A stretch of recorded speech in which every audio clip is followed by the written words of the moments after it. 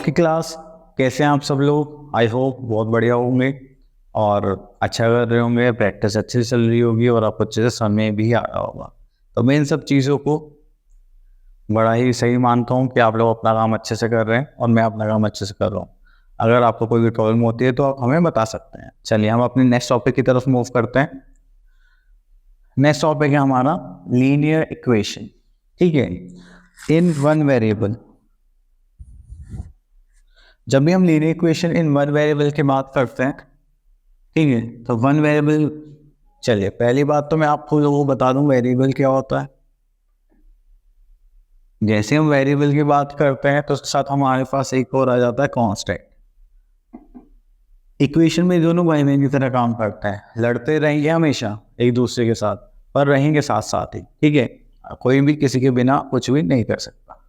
चलिए तो हम यहाँ पे लिखते हैं वेरिएबल। अब आप लोगों ने सुना होगा हम एक्स, वाई, जेड, ए, बी, सी कुछ भी यूज करते हैं, तो हम इनको क्या बोलते हैं? वेरिएबल्स। क्योंकि जब भी हम लीनियर इक्वेशन सॉल्व करेंगे तो उसमें आप लोग एक चीज़ देखेंगे कि आपकी जो वैल्यूज हैं वो क्या हो रही है, चेंज हो रही है, डिफर कर रही है वन बाय वन। कभी एक्स की वैल्यू 3 आएगी, कभी एक्स की वैल्यू 4 आएगी, कभी एक्स की वैल्यू 5 आएगी। ठीक है, लेकिन जब हम बात करते हैं कॉन्स्टेंट, कॉन्स्टेंट में आते हैं नंबर्स 1, 2, 3, 4, 5, यहाँ तक आप कर सके। तो यहाँ पे आप लोगों को एक चीज़ देखनी है, जो भी आपने नंबर लिया है, ठीक है, क्या उसकी वैल्यू चेंज हो रही है? अगर मान लो मैंने बोला आपसे गेस 2, तो आप 2 में क्या सोचोगे? 2 ही सोचोगे। अब ऐसा थोड़ी ना मैंने बोला 2, कोई ये बंदा बना 5, क्योंकि ये 5 है, तो इनकी वैल्यू क्या है? सेम है, तो इसलिए हम इनको क्या बोलते हैं? कांस्टेंट। इनकी वैल्यू हम क्या करते हैं? चेंज करते हैं, तो वो क्या होता है? हमारे वेरिएबल्स। ठीक है, चलिए अब उसके बाद हम क्या देखते हैं, थोड़ा सा आगे चलते हैं।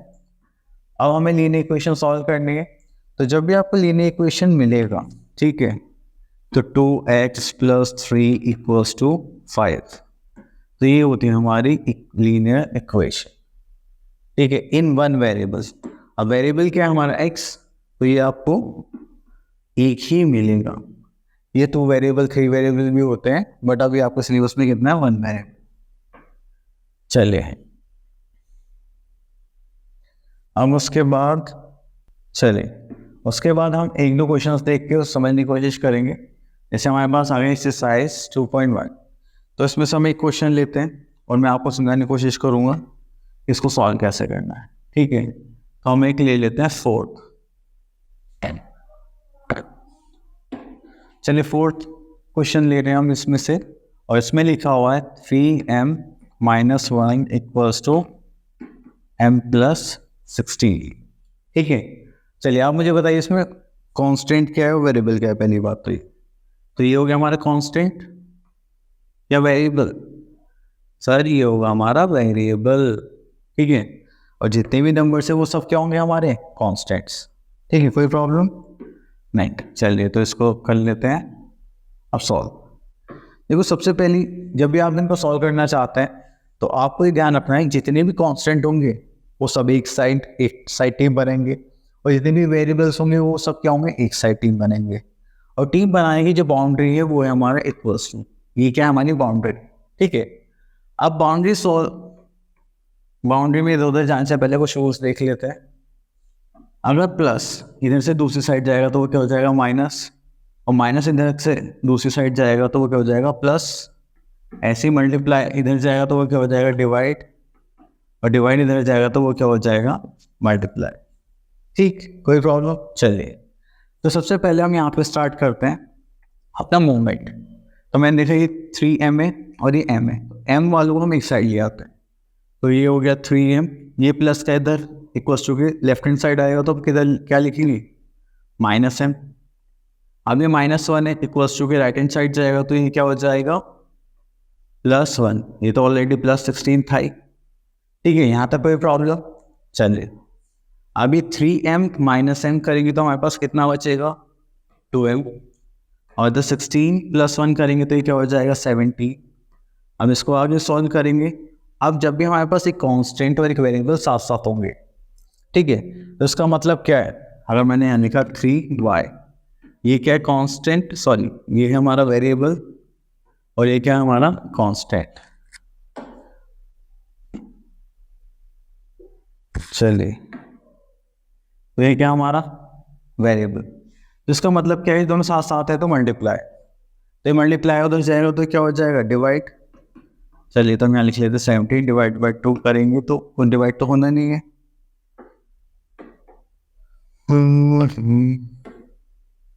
चलिए तो हमारा आंसर क्या हो जाएगा, m की वैल्यू हो जाएगा 17/2। ठीक है, चलिए थोड़ा सा एक डिफिकल्ट वाला देख लेते हैं आप लोगों के लिए। चलिए 10th देख लेते हैं, क्योंकि बच्चों को हमेशा प्रॉब्लम रहती है कि जो टीचर्स होते हैं इजी सॉल्व कर देते हैं, हार्ड वाला बताते नहीं है। चलो तो ठीक है, तो आपके लिए थोड़ा सा डिफिकल्ट कर देते हैं, जो आपके लिए थोड़ा डिफिकल्ट होगा। ठीक है, तो मुझ जैसे टीचर्स के लिए तो सब इजी होता है, अनटिल अनलेस तुम्हें आता है तो।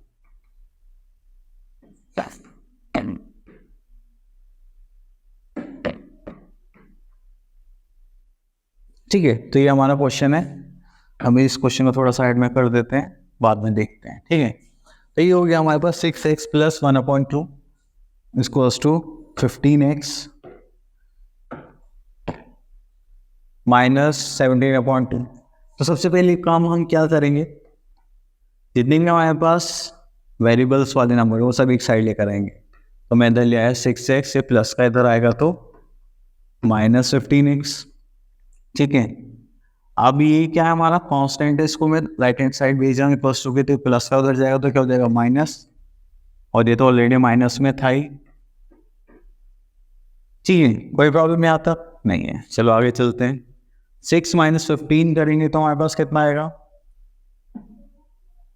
6x - 15x, तो 15 में 6 में बचे कितने 9, x तो x ही रहेगा, और 6 इसमें सेम साइन किसका लगाएंगे, प्लस का या माइनस का। देखो जो बड़ा होगा हमेशा घर में उसकी चलती है, जैसे मम्मी पापा में पापा को बड़ा माना तो हमेशा उनकी चलती है, कुछ घरों में मम्मी बड़ी होती है तो वहाँ पर उनकी चलती है। ठीक है, तो जो बड़ा होगा हमेशा प्लस माइनस में उसकी सुनेंगे, तो हो गया माइनस। ठीक है, चलिए अब इधर देख लेते हैं, हमारे पास जो रेशनल नंबर है डिनोमिनेटर सेम है, तो ये हो गया 2, ये हो गया -1 - 17। तो इसको माइनस माइनस क्या होता है प्लस, 17 + 1 करेंगे तो कितना हो जाएगा 18, और साइन किसका आएगा बड़े वाले का, प्लस माइनस हमेशा बड़े वाले का ध्यान रखो बस। तो माइनस है तो ये हो गया माइनस। देखिए इसको नीचे कैरी कर लेते हैं -9x। अब देखो ये से डिवाइड हो सकता है, बिल्कुल हो सकता है, तो हो गया 9, तो हो गया -9 = -9x। तो यहाँ पे हम ये वाला साइन बना देंगे, क्योंकि 2 = नहीं आता। अभी इधर मल्टीप्लाई में उधर जाएगा तो क्या हो जाएगा डिवाइड, तो -9 डिवाइडेड बाय -9 इससे कैंसिल आउट, इससे ये खत्म, तो x = कितना हो गया 1। कोई प्रॉब्लम। ठीक है, तो आपको हमेशा यही पैटर्न रखना है, बहुत इजी रहता है सारे, बस प्लस माइनस गलती ना हो तो सारी चीज़ आपको बहुत अच्छी लगेगी। ठीक है, चलो नेक्स्ट मेथड है हमारा क्रॉस मल्टीप्लिकेशन मेथड। चलिए एक बार इसको देख लेते हैं।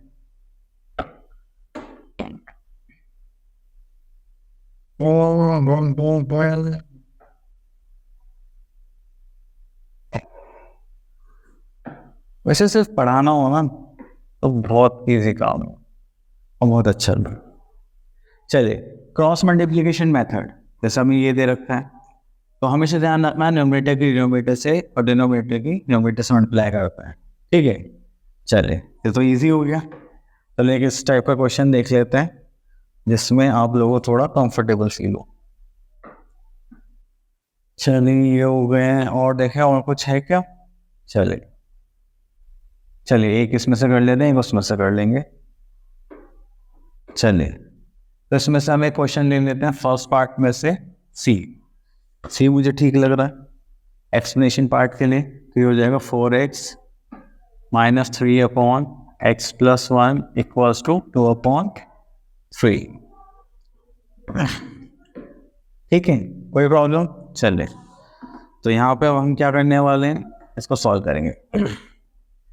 तो सबसे पहले अब हमारे पास न्यूमरेटर डिनोमिनेटर है दोनों साइड। तो सबसे पहले हम क्या काम करेंगे, यहाँ पे हम करेंगे क्रॉस मल्टीप्लाई। ठीक है, तो 3 की हम किससे करने वाले हैं, यहाँ पर जो हमारे पास 4x माइनस 3 इक्वल्स टू ये हो गया 2, इधर मल्टीप्लाई करेंगे तो x प्लस 1। ठीक है, चलिए यहाँ तो कोई प्रॉब्लम। अब इतना करने के बाद जब भी हमारे पास कोई ब्रैकेट होता है तो पहले इस ब्रैकेट की इस नंबर से मल्टीप्लाई करेंगे और फिर इसकी इससे, इसकी इससे, फिर इसकी इस नंबर से। ठीक है, तो चलिए स्टार्ट करते हैं। तो हो गया 4 3 12 और x तो सेम ही, माइनस 3 3 9, माइनस प्लस क्या होगा माइनस, चलिए प्लस 2 कैरी कर लेते हैं। 2 इंटू एक्स क्या हो गया हमारा 2x प्लस 2 इंटू 1 2। ठीक है, अब ये माइनस 9 है, ये 2x है, वो 2 है। तो अब हम क्या करेंगे, जो हमारे वेरिएबल्स हैं उनको एक साइड ले आते हैं। चलिए ये हो गया 12x minus 2x equals to minus का उधर जाएगा तो प्लस 9 और ये क्या है प्लस 2। ठीक है, कोई प्रॉब्लम नहीं। 12x में से 2x माइनस जाएंगे तो कितना बचेगा 10x। अगर देखो तुम्हें एक्स वाले कॉन्सेप्ट में माइनस करने में कन्फ्यूजन होती है तो जब भी वेरिएबल होता है ना तो उसमें समझा करो जैसे Laddu.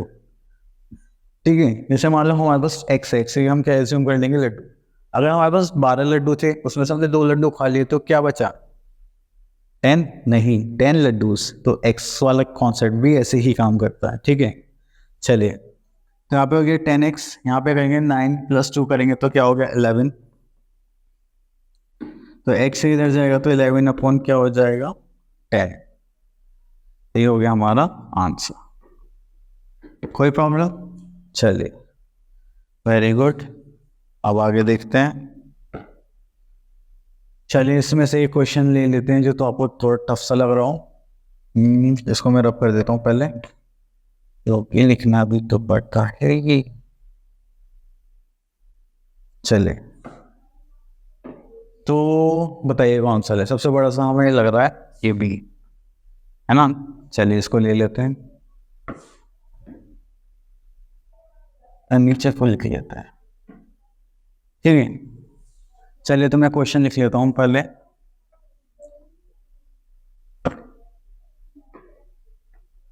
x upon 3 plus x upon 2 upon 5 equals to x upon 15 plus 6x plus 1 upon 30। ठीक है, चलिए अब मैं इसको पूरा छुपा देता हूँ, बाद में देख लेंगे। अब ये हो गया हमारे पास पूरा क्वेश्चन। ठीक है, चलो एक बार मैं इसको डिवाइड भी कर लेता हूँ, थोड़ा कुछ कैलकुलेशन हुई तो उधर शिफ्ट कर देंगे। चलिए तो हम अपना क्वेश्चन करना स्टार्ट करते हैं। देखिए अब इसमें क्या हो गया कि थोड़ा बहुत बड़ा हो गया, तो जब भी ऐसा कुछ आता है इसमें सारे एक्स है।